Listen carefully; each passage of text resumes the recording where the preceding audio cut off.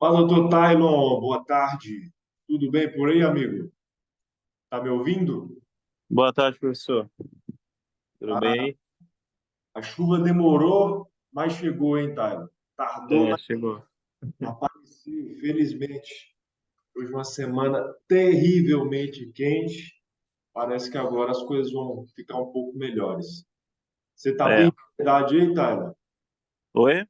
Você tá bem de verdade? Tudo bem, graças a Deus. É. Tem prova essa semana? Ah, tem prova, trabalho. Sempre, né? Puro entretenimento.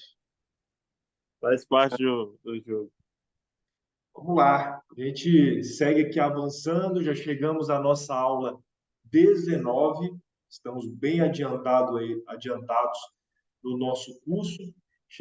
Continuamos estudando a parte destinada às penas, na parte geral do direito penal, e hoje nós vamos dar uma especial atenção à aplicação da pena, aqueles que são os termos ali em especial do artigo 59 do Código Penal e depois as atenuantes, agravantes e assim por diante. Essa fração, que é uma fração curta da parte geral, porém é uma fração cheia de detalhes, cheia de nuances, que são determinantes, por óbvio, para pessoas que, como o Dr. Tylon, serão juízes de direito, vão aplicar pena, espera-se que se aplique com discernimento, com justiça, mas em especial com técnica, considerando os termos aí do Código Penal. Então, essa aula de hoje destina-se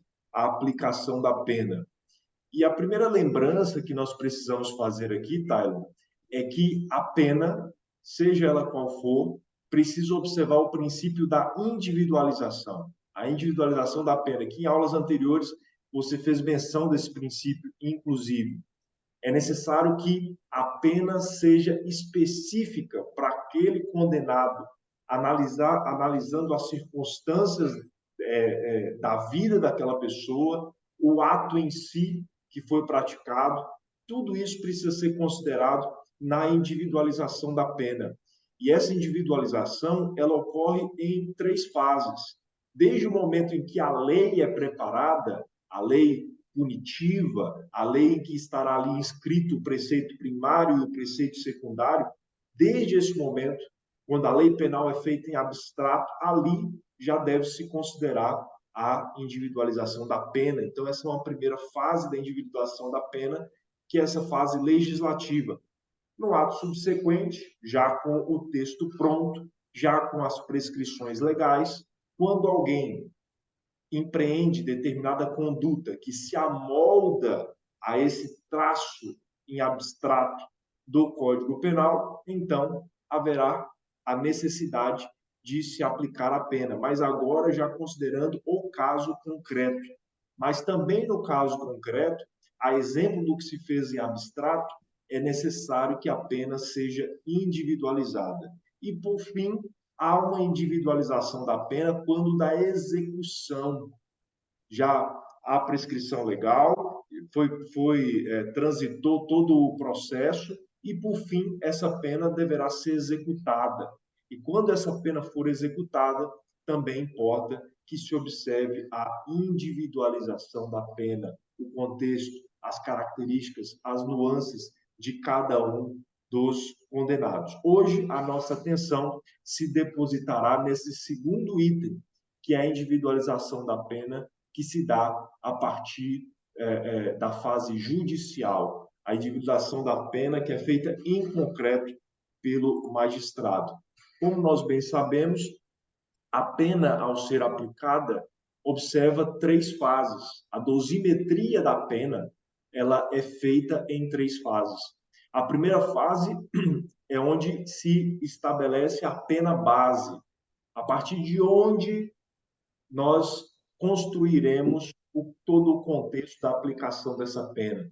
Se nós observamos, por exemplo, o preceito secundário do crime de homicídio, nós veremos que a pena é de 6 a 20 anos. Então, dentro dessas margens, considerados os elementos do artigo 59 do Código Penal, considerado o caso concreto, o juiz estabelecerá uma pena base, uma pena base. E a partir dessa pena base, que tem, nesse caso do homicídio, pena mínima de 6, pena máxima de 20, a partir dessa pena base é que o juiz, então, identificará as circunstâncias atenuantes e agravantes numa segunda fase e, por fim, as causas de diminuição e as causas de aumento de pena. Tudo isso é indispensável para que nós identifiquemos qual deve ser a pena a ser aplicada. E aí, a pergunta que se faz, né, diante dessas 3 fases para a aplicação da pena, Taio, é essa que está aí em negrito na tela. As circunstâncias atenuantes e agravantes podem diminuir a pena base aquém do mínimo ou aumentá-la além do máximo. Então, digamos que você, magistrado, juiz da primeira vara criminal de Teófilo Otoni, você se dá conta, ali se estabelece a pena base no crime de homicídio, por exemplo. Só um exemplo aqui bem pontual. E você permanece com a pena base em 6 anos. Em 6 anos, que é a pena mínima. E aí você analisa os demais elementos, as circunstâncias atenuantes, e percebe que há circunstâncias passíveis de diminuir ainda a pena. E a pergunta que se faz é: pode você se valer dessa circunstância atenuante para diminuir a pena abaixo do piso legal ou para aumentar a pena além do teto legal? Essa é a pergunta que consta aí. E a sua resposta aqui no chat é não. E a sua resposta está correta, tá? É isso mesmo. Não pode.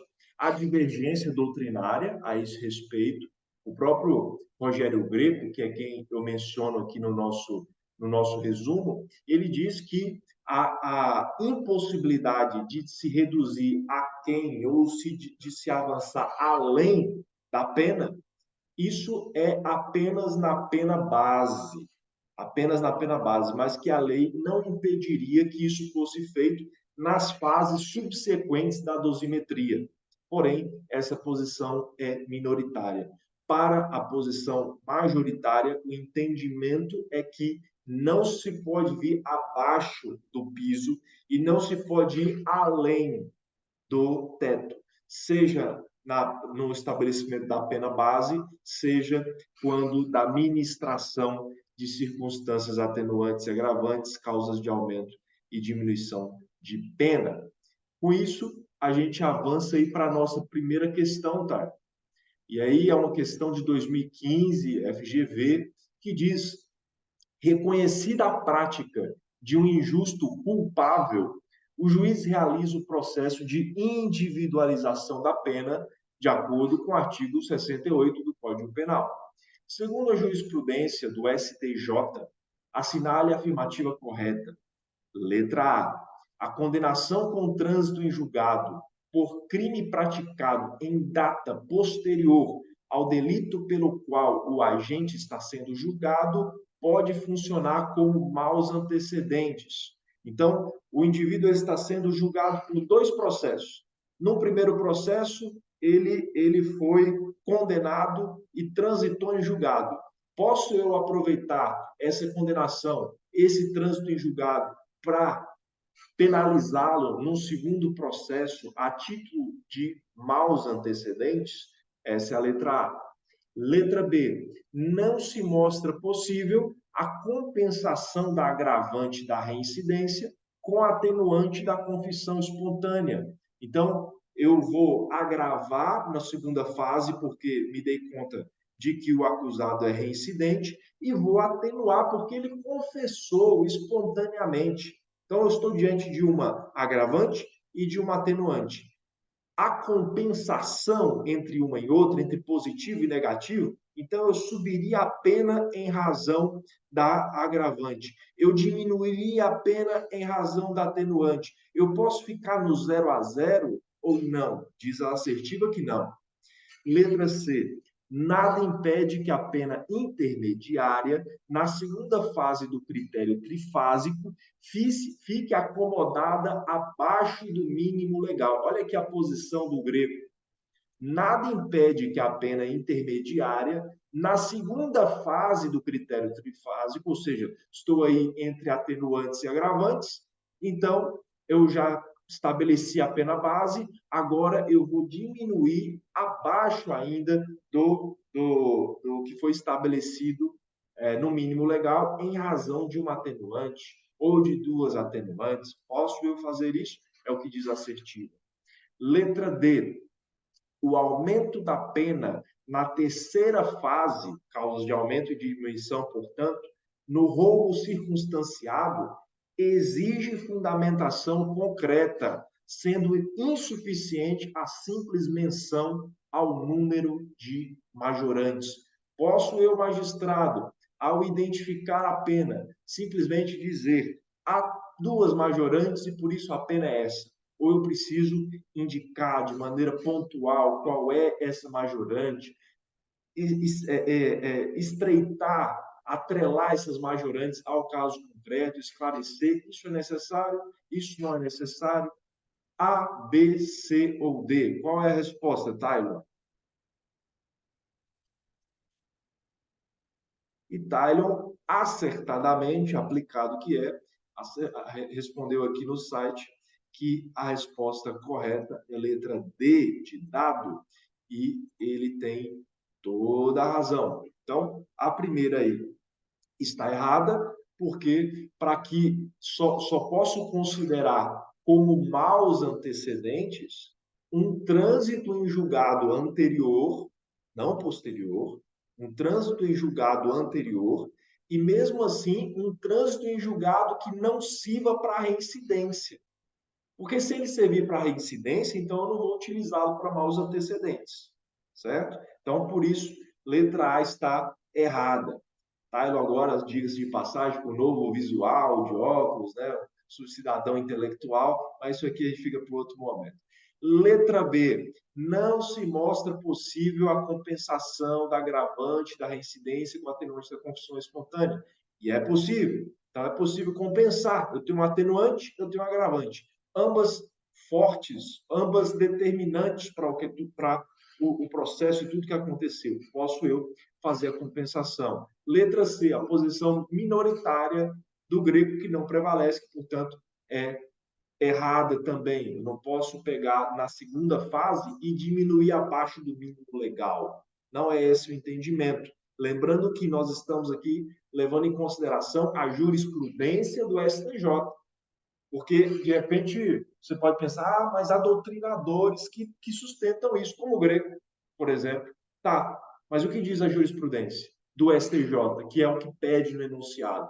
Né? A necessidade de conhecer a jurisprudência. E aqui a letra B, a necessidade de toda decisão é fundamentada.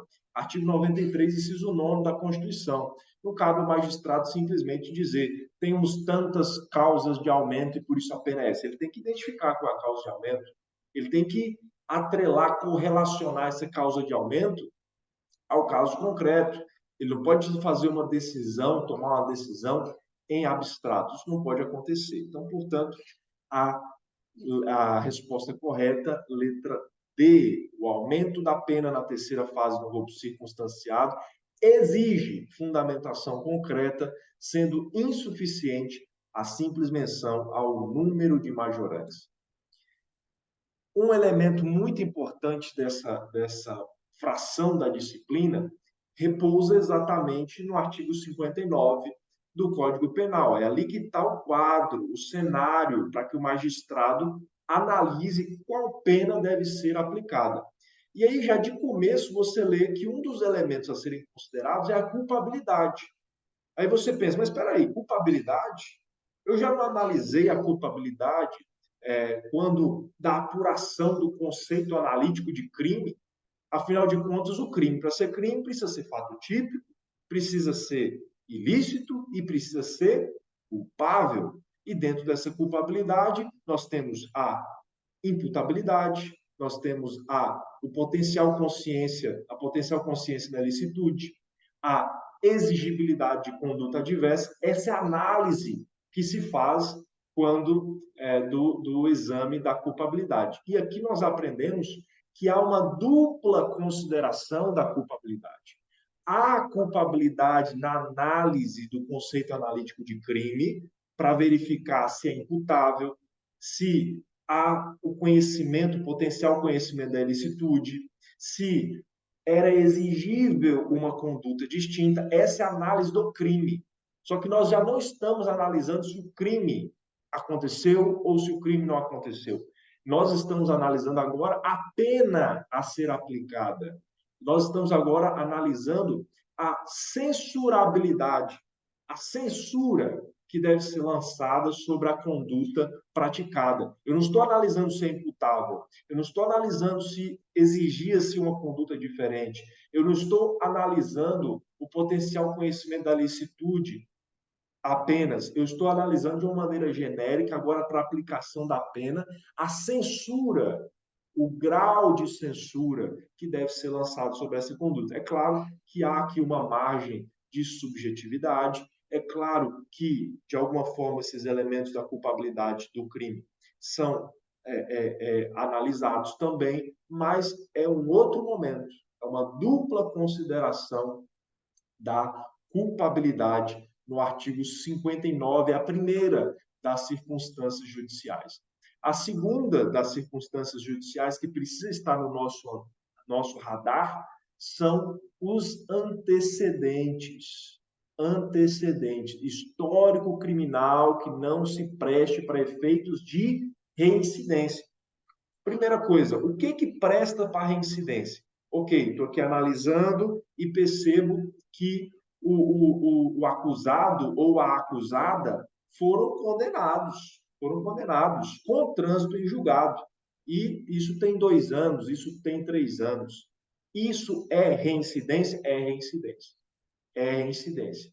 Agora, o que há não é uma condenação, o que há é um outro inquérito, uma outra investigação. O que há são 2, 3, 4, 5, 10 ações penais ajuizadas contra essa pessoa. Isso é antecedentes? É ou não é? No meu entender, os maus antecedentes é só depois que não pode ser considerada como reincidência, é isso? Para ser antecedente, depende de trânsito em julgado.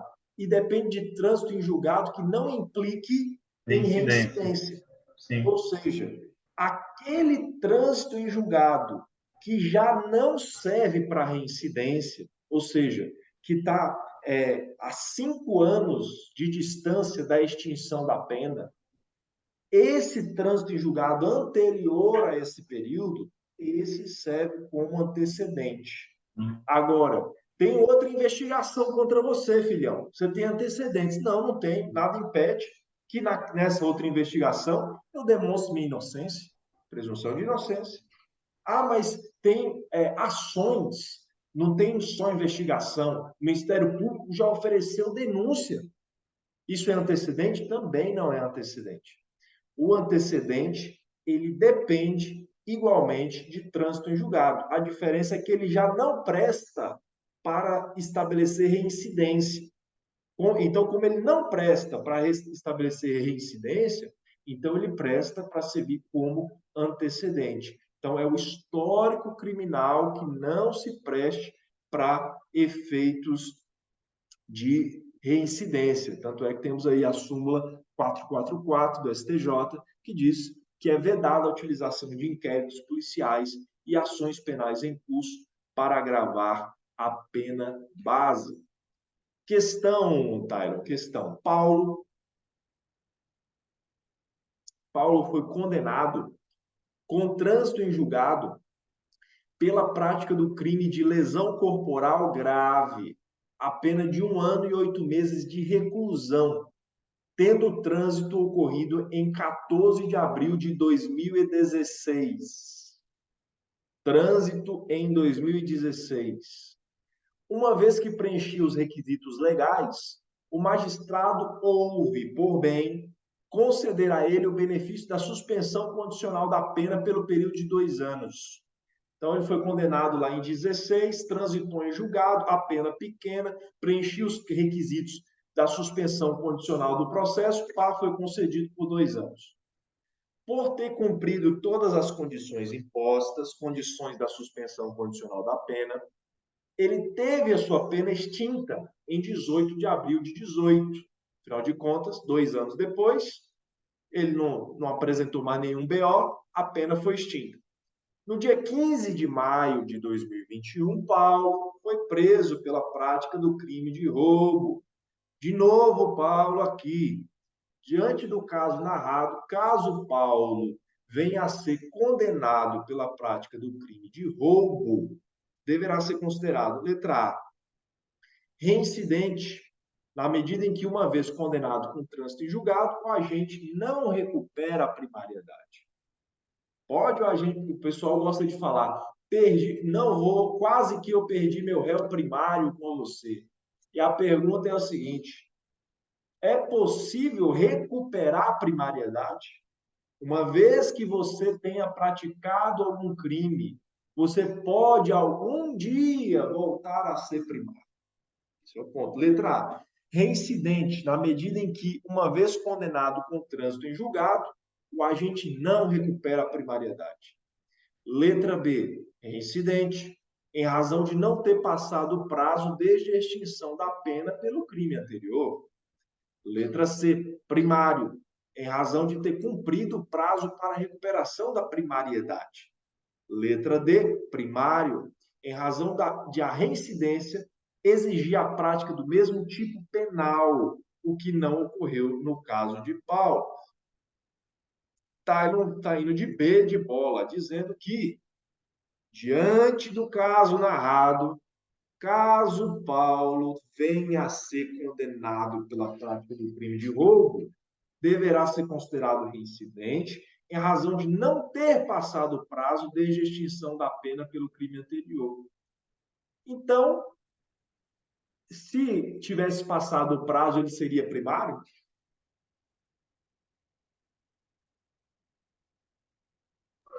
Não. Não seria? E que prazo é esse? Existe esse prazo? 5 anos, né, para dar 5 reincidência? anos. 5 anos. Esse prazo de 5 anos passou? Não, acho que faltou um mês, né? Ele transitou em julgado em 14 de abril de 2016. E ele voltou em 15 de maio de 2021. Não tem 5 anos, não? Eu errei no mês aí, pô. Eu confundi, eu pensei que o maio vinha antes do abril. Tem 5 anos. Beleza, passaram os 5 anos. Paulo voltou em 2021 limpinho, limpinho, primário? Sim ou não? Sim Não, ou não, cara? não. Voltou, sim, senhor. Ele voltou primário, em razão Professor, de ter cumprido o prazo para a recuperação de primariedade. Então, guarde isso, tá? E você que ouve essa aula aí do além do dia. É possível recuperar a primariedade. 5 anos depois, você que gosta de dizer, não vou gastar meu réu primário com você, saiba que há esperança caso você gaste o seu réu primário. Você pode voltar a ser primário um dia, se passar, transitou em professor, julgado, passou 5 anos. O que aconteceu com o Paulo? Foi condenado a 1 ano e 8 meses, lá em 14 de abril de 16. Foi condenado, transitou em julgado. O juiz percebeu que tinha margem para suspensão condicional da pena e assim fez. 2 anos, Paulo não fez nenhuma besteira. Beleza, a pena foi extinta. Os 5 anos já estão sendo contados desde 14 de abril de 2016. Aí ele veio fazer uma besteira agora em 2021. Por sorte, um mês depois, de completar os 5 anos. Em razão disso, Paulo volta agora primário. Por essa razão, ele não vai ser apenado lá no artigo 59 com reincidência, né? Ou melhor, agravante da reincidência, os maus antecedentes. Isso não vai entrar para ele. É claro, vai aparecer lá na ficha da polícia? Muito provavelmente. O juiz saberá? Idem. Mas o advogado atento não vai permitir que isso recaia sobre os longos purificados de Paulo, Ô, essa professor, criança ingênua. mas ele pode ter a pena elevada por maus antecedentes, né? Maus antecedentes? É. Não extinguiu a reincidência? Ele pode levar maus antecedentes? Tá. Na primeira análise na primeira fase de análise do sistema trifásico, depois que se extingue a reincidência, não pode ser considerado os maus antecedentes? Você tem toda a razão, Tyler. Que bom que você está atento. Então, ele não tem Aqui mais na a minha cabeça, professor, não fazia reincidência. sentido ele voltar a ser primário porque ele seria considerado com os maus antecedentes. Eu fiquei com isso na cabeça também. Pois é. Mas ele é considerado primário no sentido da reincidência. Mas os maus antecedentes, o histórico criminal dele entra. E isso, inclusive, ainda está num terreno nebuloso, porque o STF está para decidir sobre isso, se esse histórico criminal conta ou se esse histórico criminal não conta. Mas enquanto ainda não há uma decisão, então tem sido aplicado assim. Rafael foi condenado pela prática de crime à pena privativa de liberdade de 4 anos e 6 meses, tendo a sentença transitada em julgado em 10 de fevereiro de 2008. Após cumprir 2 anos e 6 meses de pena, obteve o livramento condicional em 10 de agosto de 2010, sendo o mesmo cumprido com correção e a pena extinta em agosto de 2012. Em 15 de setembro de 2015, Rafael pratica novo crime, dessa vez de roubo, tendo como vítima senhora de 60 anos de idade, circunstância que era do seu conhecimento. 2 dias depois, arrependido, antes da denúncia, reparou integralmente o dano causado. Na sentença, o magistrado condenou o acusado, reconhecendo a existência de 2 agravantes pela reincidência e idade da vítima, além de não reconhecer o arrependimento posterior. O advogado de Rafael deve pleitear: letra A, reconhecimento do arrependimento posterior; letra B, reconhecimento da tentativa; letra C, afastamento da agravante pela idade da vítima; letra D, afastamento da agravante da reincidência.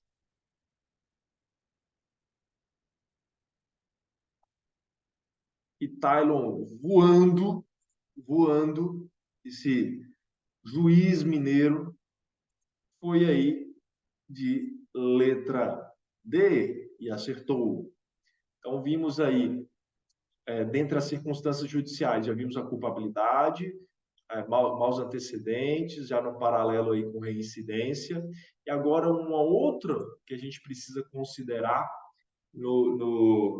nas circunstâncias judiciais é a conduta social. É bom moço, é trabalhador, pai de família, todos esses elementos, comportamento perante a sociedade, que não esteja atrelado à prática de infrações penais.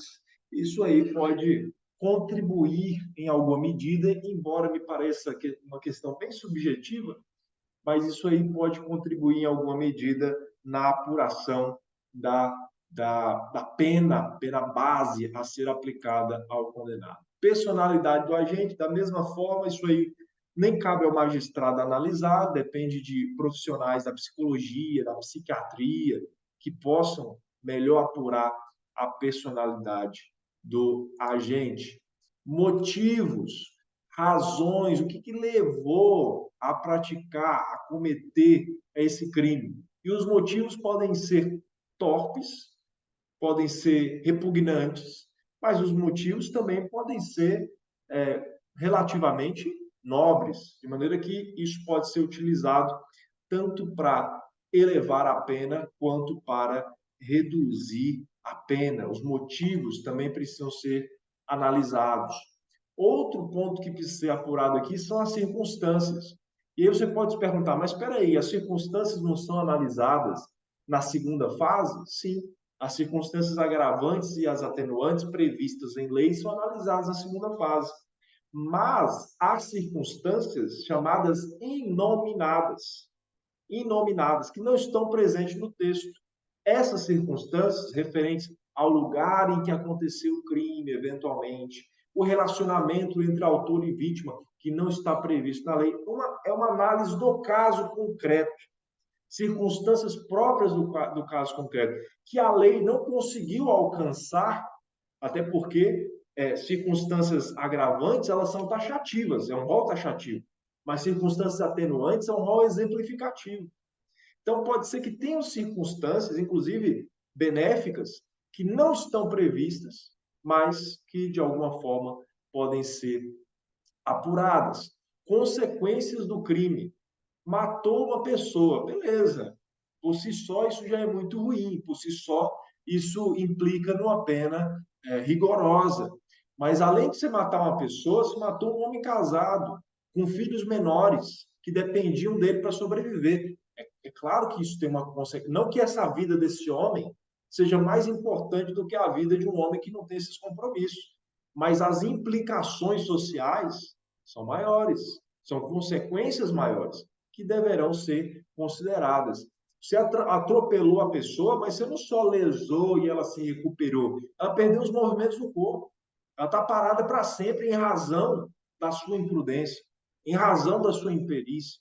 Então, isso também, as consequências do crime também precisam ser consideradas. O comportamento da vítima, que às vezes, por mais que você tenha sido impetuoso e praticado aquele crime, às vezes a vítima colaborou muito para que aquilo acontecesse.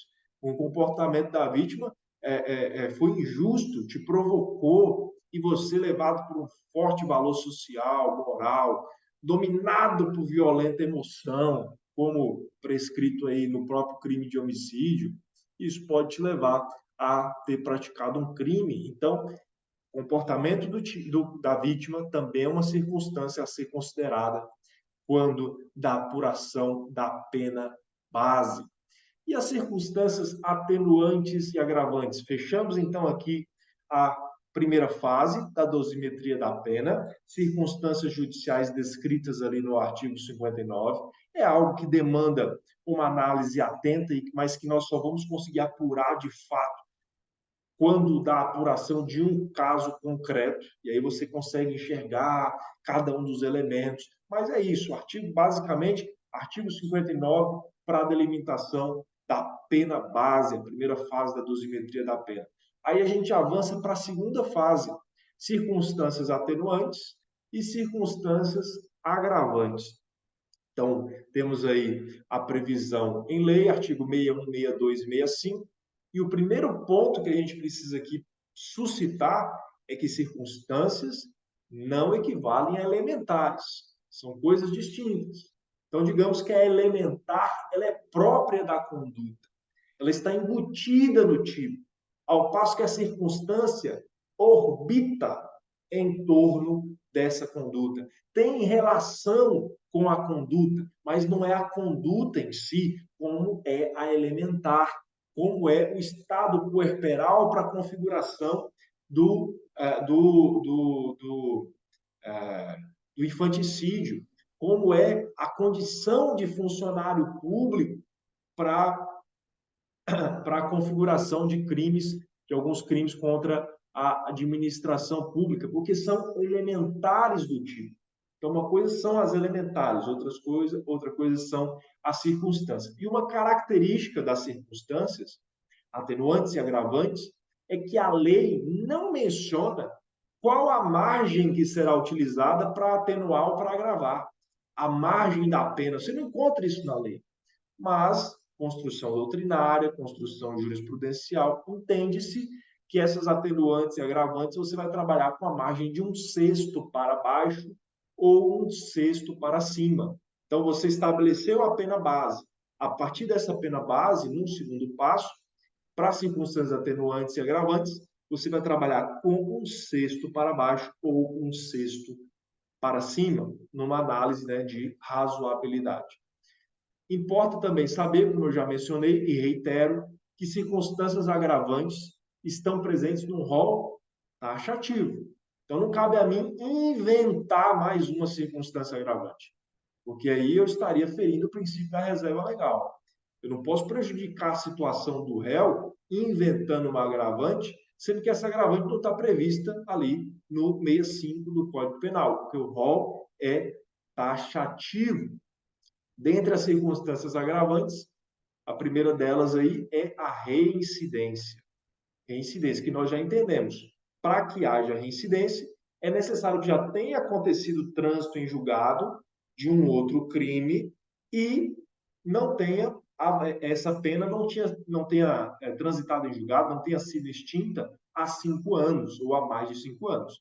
Porque se for, nós vamos pegar os maus antecedentes, mas não vamos pegar a reincidência. Para que seja reincidência, tem que estar dentro desse prazo. E questiona-se, é necessário que a reincidência seja específica? Ou seja, é necessário ter praticado o mesmo crime? Eu roubei, roubei de novo. Ah, agora eu tenho uma reincidência. Se eu matei e agora eu roubei, então não tem reincidência? Sim ou não, Thay? Professor, não estou lembrado, acho que não. Não é necessário reincidência específica. A reincidência específica é necessária em algumas prescrições, alguns benefícios que são dados, inclusive quando a gente estudou penas restritivas de direito, a gente viu que a reincidência tem um papel importante lá. Mas aqui, para a configuração da reincidência nua e crua, na dosimetria, não é necessário que seja uma reincidência específica. A reincidência, pratiquei um roubo, depois um homicídio, isso é reincidente, irmão. É crime.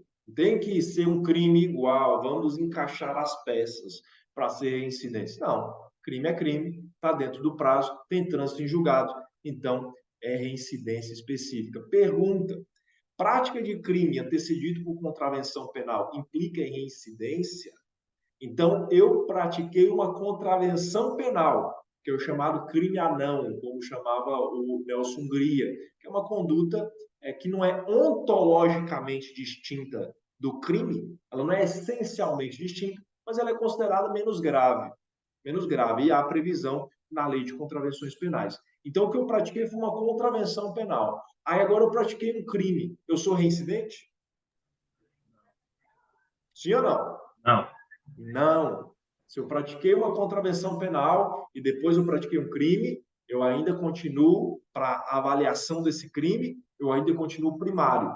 Mas se eu pratiquei uma contravenção penal e depois pratiquei uma segunda contravenção penal, então eu serei considerado reincidente na análise dessa segunda contravenção penal. E se eu pratiquei um crime e depois eu pratiquei uma contravenção, eu também serei considerado reincidente, certo? Então, pratiquei a contravenção, depois um crime, beleza, isso ainda é primário.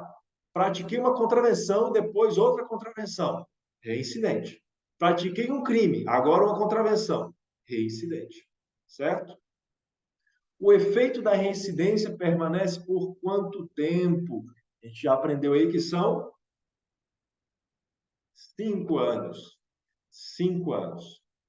Outro elemento aqui que importa da nossa análise, Tyler, que está presente aí no texto do 64, se segundo o Código Penal, aqui diz lá que para crimes militares próprios não se configura reincidência.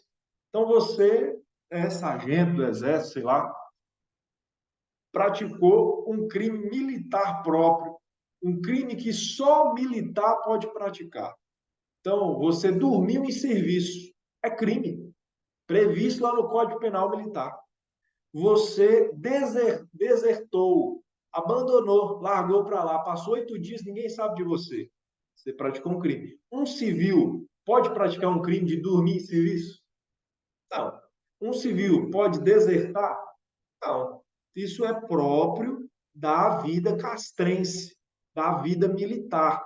Então, se o que você praticou antes foi um crime próprio da vida militar, você não será considerado reincidente. Agora, há crimes militares próprios, há crimes militares e crimes militares. Tem o próprio e tem o impróprio.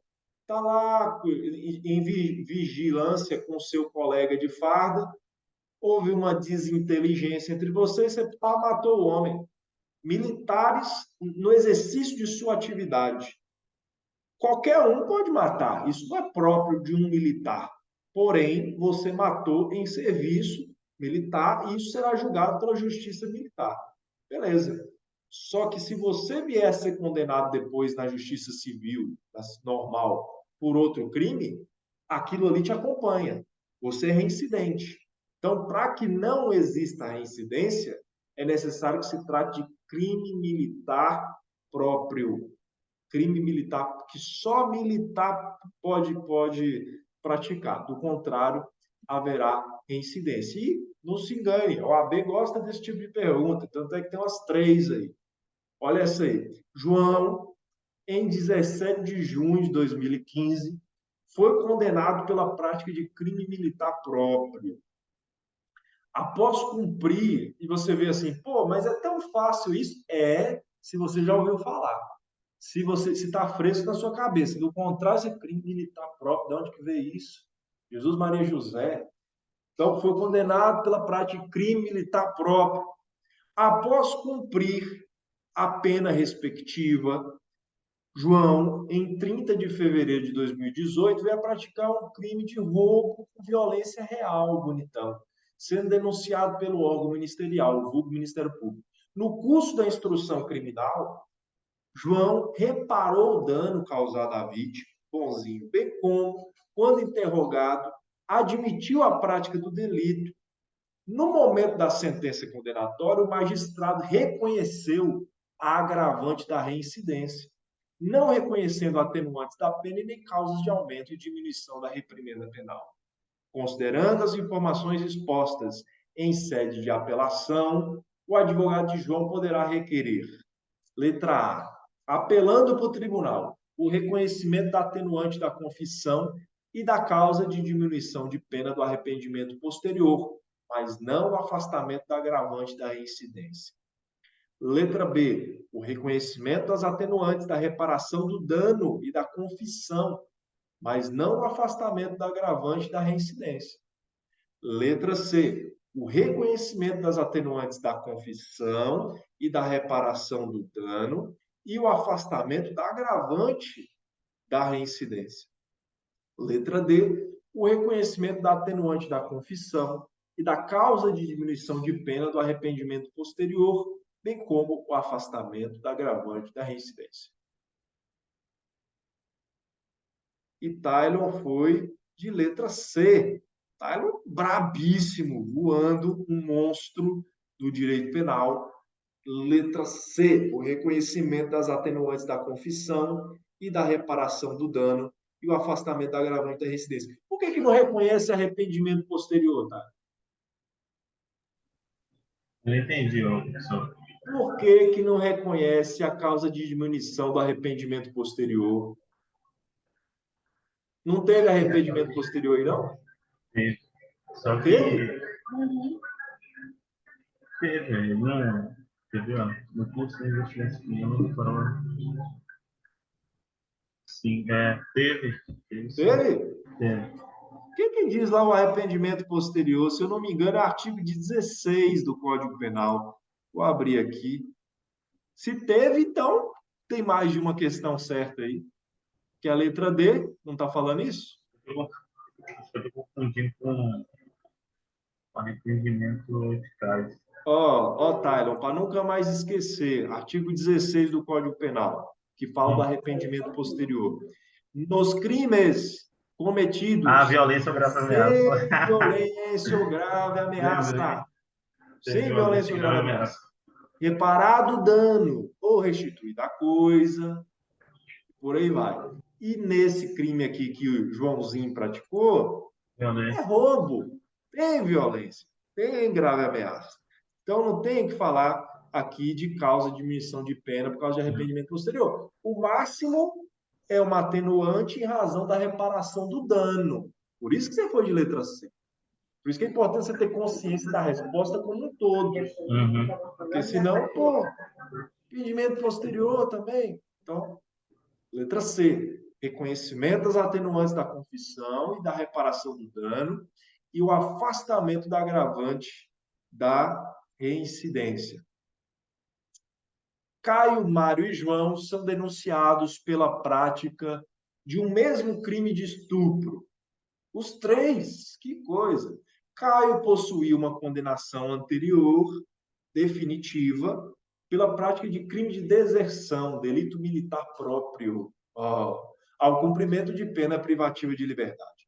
Já Mário possuía uma condenação anterior, com trânsito em julgado, pela prática de crime comum com aplicação exclusiva de pena de multa. E, por fim, João possuía uma condenação definitiva pela prática de contravenção penal à pena privativa de liberdade. Então, os três praticaram o mesmo crime de estupro, parece o caso do Robinho aqui. Os três praticaram o mesmo crime de estupro e um teve condenação anterior, mas é crime militar próprio. O outro tem uma condenação de crime comum e o outro uma contravenção. Ou seja, o que a questão quer de você? Saber quem é reincidente e quem não é reincidente. Por fim, João possuía condenação definitiva para no momento da sentença, o juiz reconhece a agravante da reincidência em relação aos três denunciados. Veja que é um juiz severíssimo e que abriu mão da técnica, inclusive. Considerando, aí é essa hora que você pensa assim, mas para que serve advogado criminalista? O juiz não vai aplicar a pena certa? Ele não vai saber fazer? Isso aqui acontece. Se não tiver um advogado lá para perceber isso aí, passa batido. Todo mundo vira reincidente e dane-se. Tem que ter uma pessoa, um técnico do outro lado para acompanhar. Considerando apenas as informações narradas, de acordo com o Código Penal, o advogado dos réus, letra A, não poderá buscar um afastamento da agravante, já que todos são reincidentes. Letra B, poderá buscar um afastamento da agravante em relação a Mário, já que somente Caio e João são reincidentes. Letra C, poderá buscar um afastamento da agravante em relação a João, já que somente Caio e Mário são reincidentes. Letra D, poderá buscar o afastamento da agravante em relação a Caio e João, já que somente Mário é reincidente. E aí? Letra D, o gabarito do Tailon só errou uma, o bicho tá danado. Letra D, poderá buscar o afastamento da agravante em relação a Caio e João, já que somente Mário é reincidente. Aí você pensa, é fácil? É fácil. Mas você está com a informação, do jeito. Se for contravenção, e se for crime militar próprio, e se for crime comum, e se for contravenção com contravenção, e se for primeiro crime e depois contravenção, você tem que estar com essas regrinhas que são bobas, mas você precisa guardar. Se você não guardar, você chega nessa questão aí e perde. Né? Circunstâncias agravantes, reincidência. Súmula 241. A reincidência penal não pode ser considerada como circunstância agravante e, simultaneamente, como circunstância judicial, obviamente. Né? Então, você não vai agravar a situação do cara lá na pena base por conta de reincidência, afinal de contas, né, a reincidência se analisa na segunda fase, né, senão você vai estar penalizando ele duas vezes, o que não pode acontecer. Temos aí as hipóteses, circunstâncias agravantes, artigo 61, e aí depende de leitura, tá? Depende de leitura. A gente vai passar aqui uma leitura sumária. São circunstâncias que sempre agravam a pena, quando não constituem e qualificam o crime, pelo agente cometido o crime. E a análise que vai depender do caso concreto, tá, gente? Isso é uma análise no caso concreto. Então, não vale a gente não precisa aqui explicar o que é cada coisa, só para dar uma pontuada. Motivo fútil ou torpe, presente lá no homicídio. Inclusive, se já está presente lá, você não vai colocar duas vezes. Né? Está aqui no texto do 121 e está no texto do 61. Duas, não. Né? Convenhamos. por motivo fútil ou torpe, facilitar ou assegurar a execução, a ocultação, a impunidade, a vantagem de outro crime, a traição, de emboscada, de simulação, outro recurso que dificultou ou tornou impossível a defesa do ofendido, o emprego de veneno, fogo explosivo, tortura, outro meio insidioso ou cruel. Aqui, você pode perceber que a única coisa que não tem lá no homicídio é a asfixia.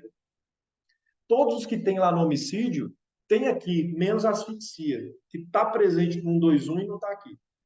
Contra ascendente, descendente, irmão ou cônjuge, com abuso de autoridade ou prevalecendo de relações domésticas de coabitação de hospitalidade, ou com violência contra a mulher na forma da lei específica, com abuso de poder ou violação de dever inerente a cargo, ofício, ministério ou profissão, contra criança maior de 60 anos, enfermo, mulher grávida, quando o ofendido estava sob a imediata proteção da autoridade, em ocasião de incêndio, naufrágio, inundação, qualquer calamidade pública, de desgraça particular do ofendido, em estado de embriaguez pró-ordenada.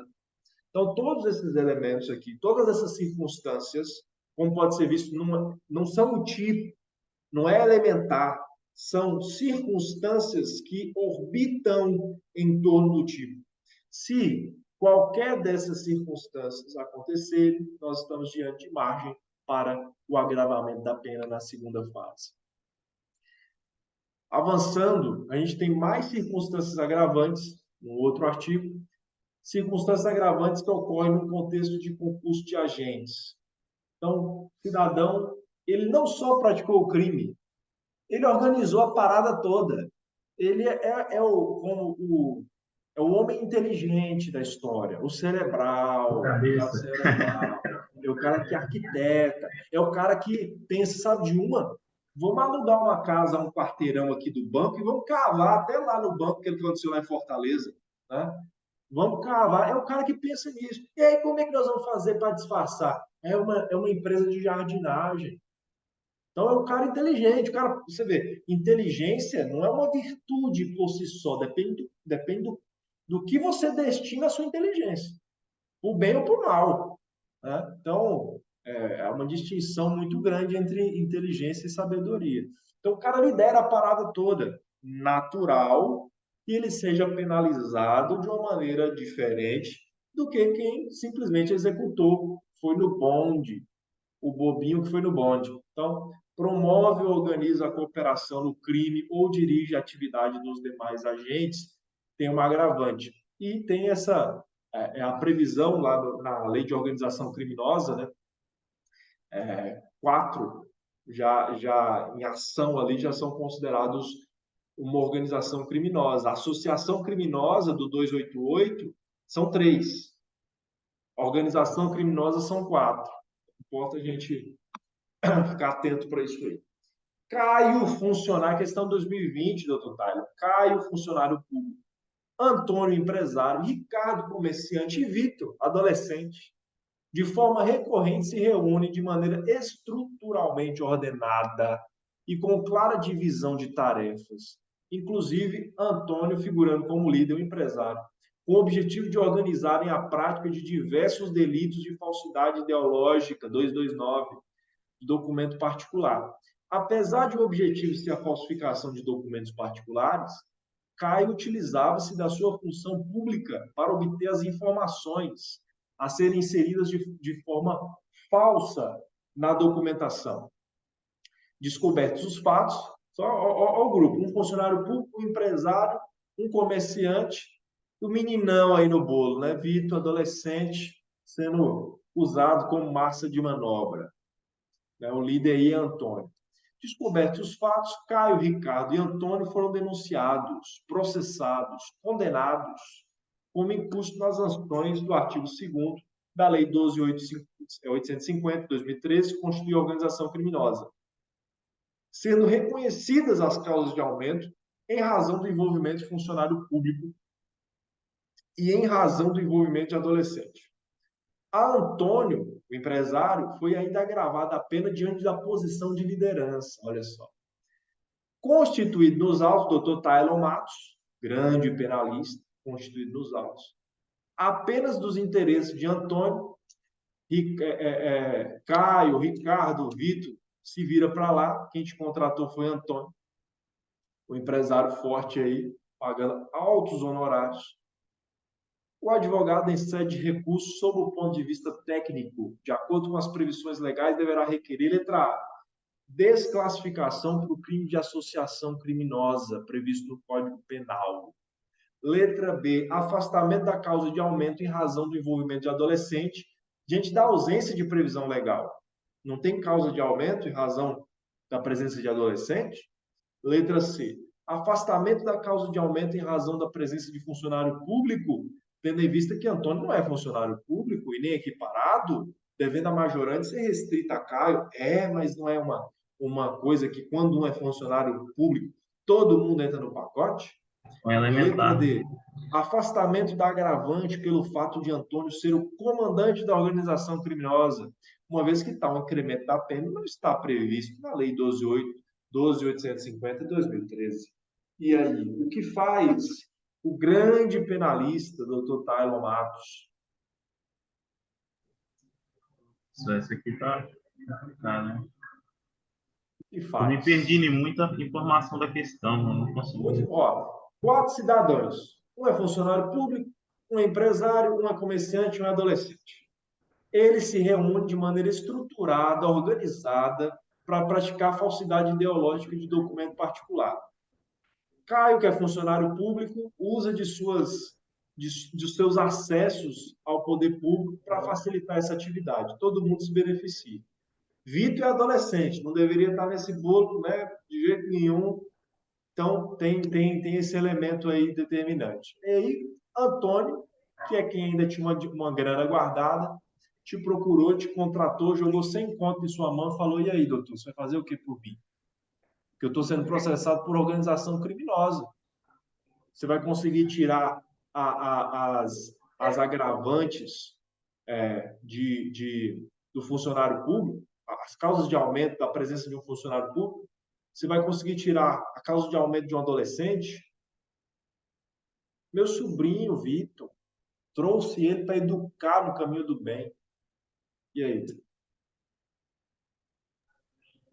Então, professor, eu não sei não.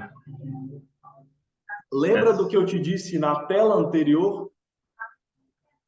Que o crime de associação criminosa são 3 Três pessoas. e organização criminosa são 4? Uhum. E quantos tem aí? 4. Não, tem muitos. Caio, Antônio, Ricardo, Vitor. 4. E eles estão estruturalmente organizados, com clara divisão de tarefas. Isso é organização criminosa. Ou não? Sim. Letra A, então?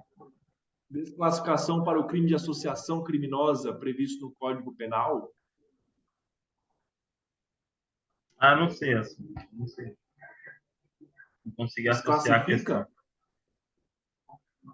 Não sei. Isso é organização criminosa ou não é organização criminosa? É organização criminosa, não é?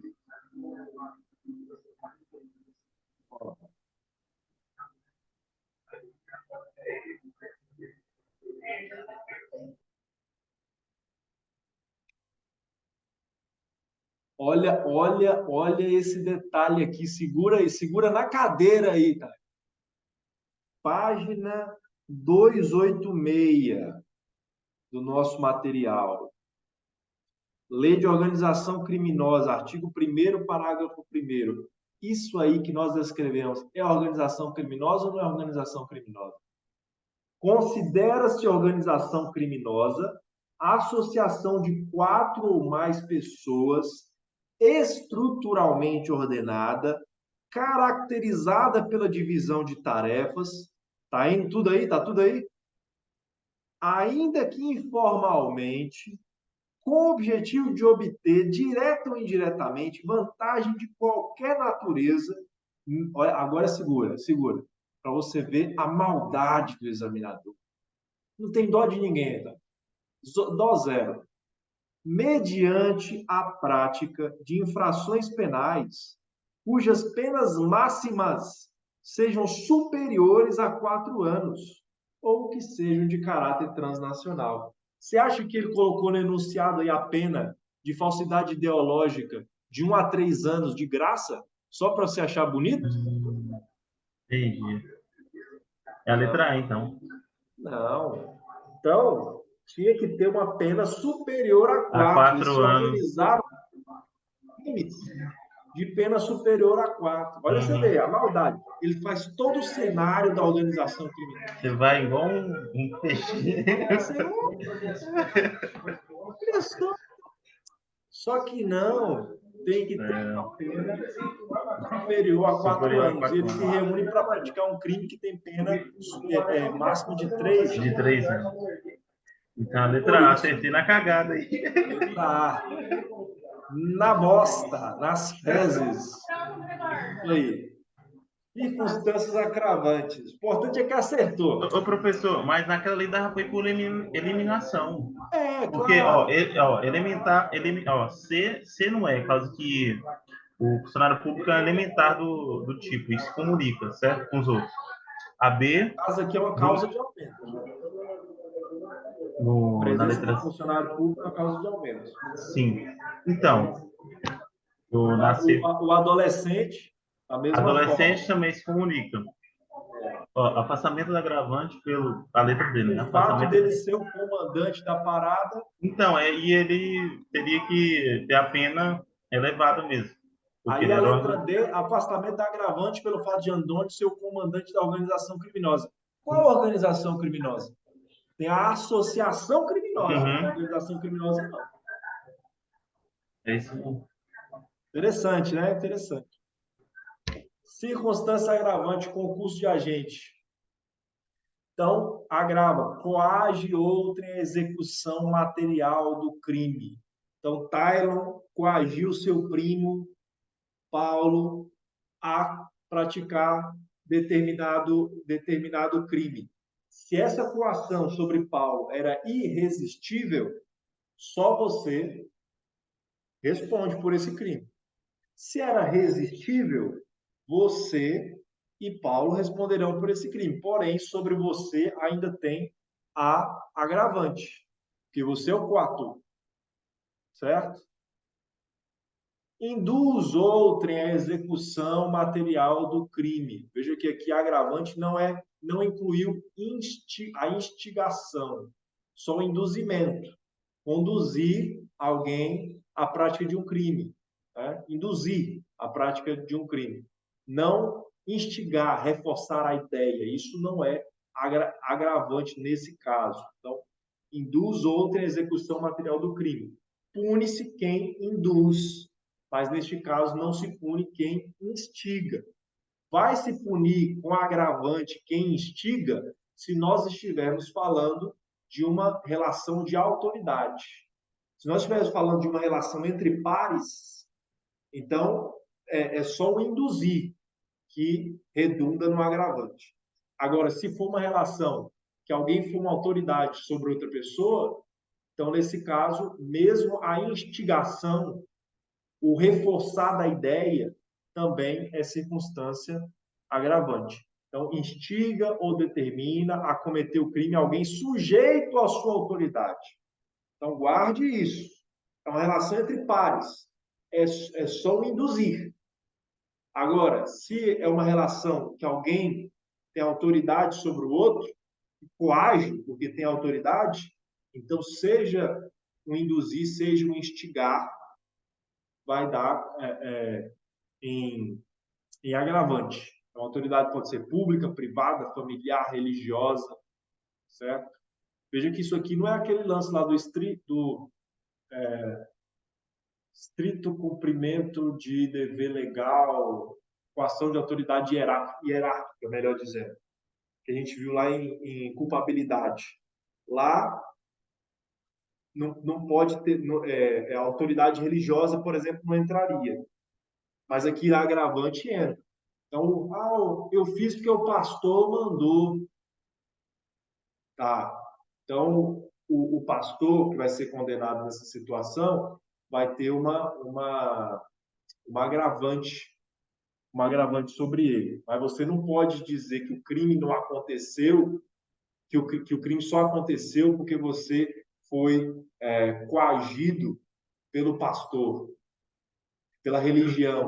Ah, eu fiz, Vai o responder pastor junto com o mandou. pastor. Ah, então você está isento de pena. Você está isento de pena porque foi o pastor que mandou você fazer. Não, não, não. Não, isso Vai não. responder junto com o pastor. Agora, agravantes, Agravante como só o pastor. certo? Instiga ou determina a cometer o crime alguém não punível em virtude de condição ou qualidade pessoal. Punibilidade equivale à culpabilidade, Tayo?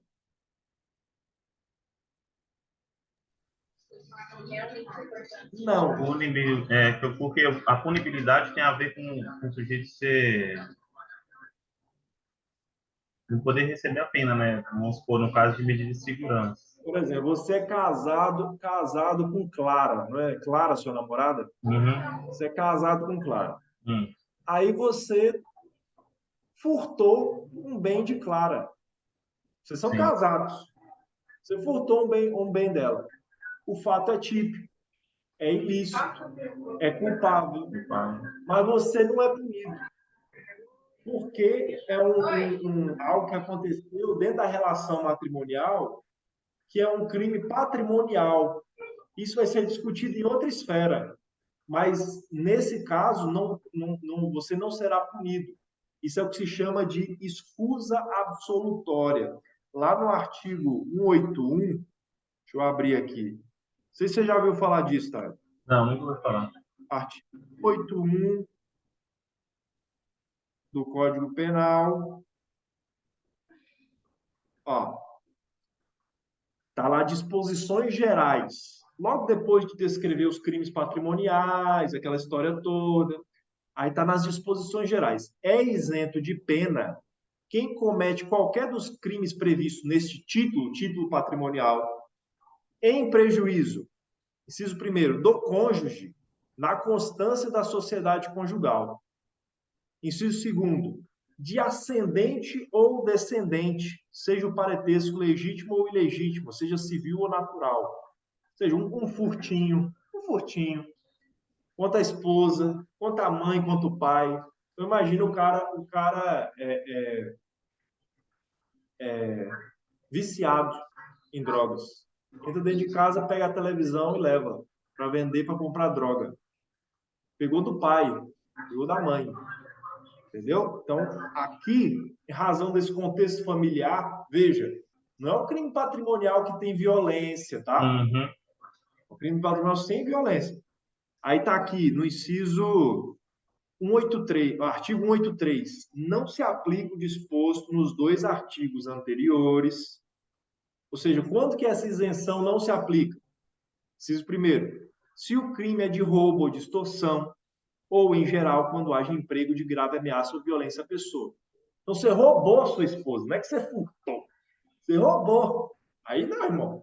Aí é demais. Aí vai além das briguinhas de vocês. Além. Inciso segundo, ao estranho que participa do crime. Então, esse é o caso aqui, ó. Por que esse cara tem uma agravante sobre ele? Ele fala pro viciado, entra lá na casa de sua mãe, pega a televisão, tô aqui te esperando no carro. Pro viciado que pulou, pegou a televisão, ok, ele é isento de pena.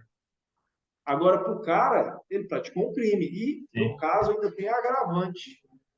Certo? Porque ele instigou uma pessoa não punível para você não dar nada, você é filho. Uhum. Seria a mesma coisa. Uma pessoa não punível a praticar o crime. Seria no Então, caso também. para ele, além de responder pelo crime, ele ainda tem agravante. Agravante.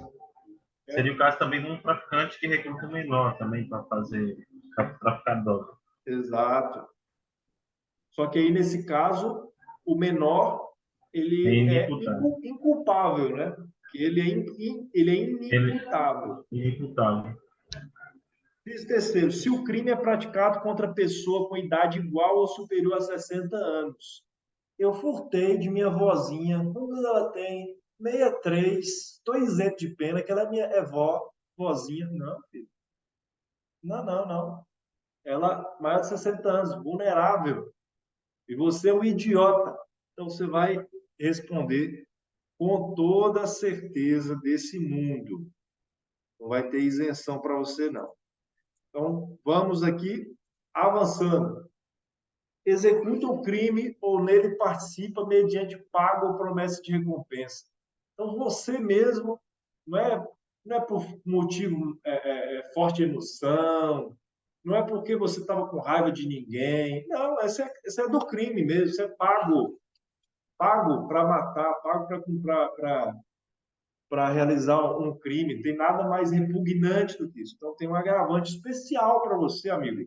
Você que executa o crime ou nele participa mediante paga ou promessa de recompensa. Atenuantes, vimos aí as agravantes.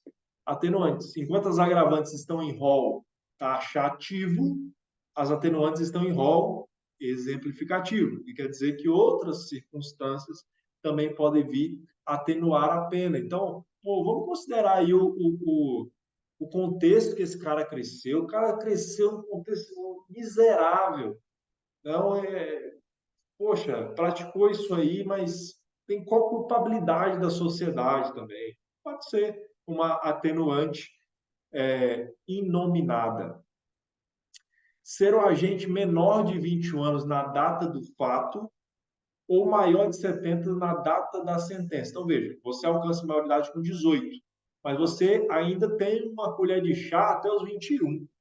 Até os 21 tem uma atenuantezinha aí para você que praticou. Então, assim, você vai responder pelo crime, obviamente, você tem 18 para cima, mas se você ainda é menor de 21 na data do fato, então tem uma atenuante para você. Se você é maior de 70 na data da sentença, então tem uma atenuante para você também. Desconhecimento da lei. Veja, lá quando a gente estudou sobre culpabilidade, a gente viu que o desconhecimento da lei não isenta ninguém de pena, certo? Mas se você demonstrar esse desconhecimento da lei, você pode conseguir uma atenuante. Então, quando a gente estudou erro de proibição, a gente viu que desconhecimento da lei não vem, eu não sabia que a lei. Não. Vai responder. Tem aquele lance, erro de proibição, se era impossível, se era possível, excusável, inexcusável, tudo aquilo que a gente estudou lá, mas o desconhecimento da lei, no frigir dos ovos, você ainda conta com uma atenuante. E por fim aqui, Thales, para nós finalizarmos as nossas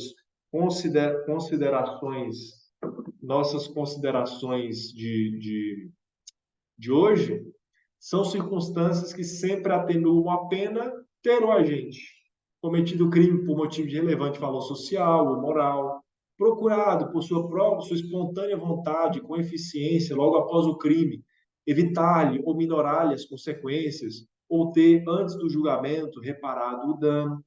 Então, aquela coisa, o cara lá no tal do arrependimento, na desistência voluntária, arrependimento eficaz, enfim, não conseguiu, mas depois ele ainda tentou alguma coisa. Então, tem aqui uma atenuante. Cometido crime sob coação a que podia resistir, ou em cumprimento de ordem de autoridade superior, ou sob a influência de violenta emoção provocada por ato injusto da vítima. Então, se era irresistível, ele não vai responder. Mas se ele fez sendo resistível, também vai atenuar, porque era uma coação. Ele podia resistir, mas era uma coação. Então, tem aqui uma atenuante também. Confessado espontaneamente perante a autoridade, a autoria do crime. Cometido crime sob a influência de multidão em tumulto, se não o provocou, chamada multidão delinquente.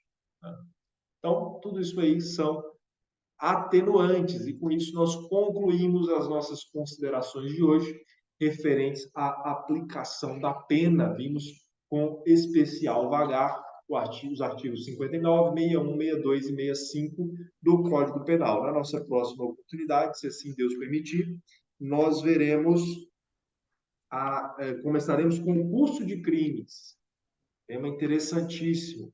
Concurso formal, concurso material, continuidade delitiva, lei 69, 70, 71 do Código Penal. Então, no mais aí, uma bom restante de domingo para você, viu, Tyler? Para a Clara, que participou aqui também dos exemplos hoje, para a família como um todo, de repente ainda dá para pegar um pedacinho do Brasileirão. Você torce para algum time de Minas, Tyler? Cruzeiro na veia, né? Cruzeiro? Eita, nós, vocês estão mais ou menos amarrados, hein? Não, Vamos ver se, nada, já deu certo. vamos ver se Ronaldo dá conta lá de fazer alguma coisa por vocês, porque a Não, última notícia que eu vi é que vocês estavam pendurados lá no Z4. não, aí saiu ontem. Vai dar Complicado. certo. Tá, valeu, meu amigo. Valeu, professor. Fica com Até a Deus. próxima. Um abraço. Tchau.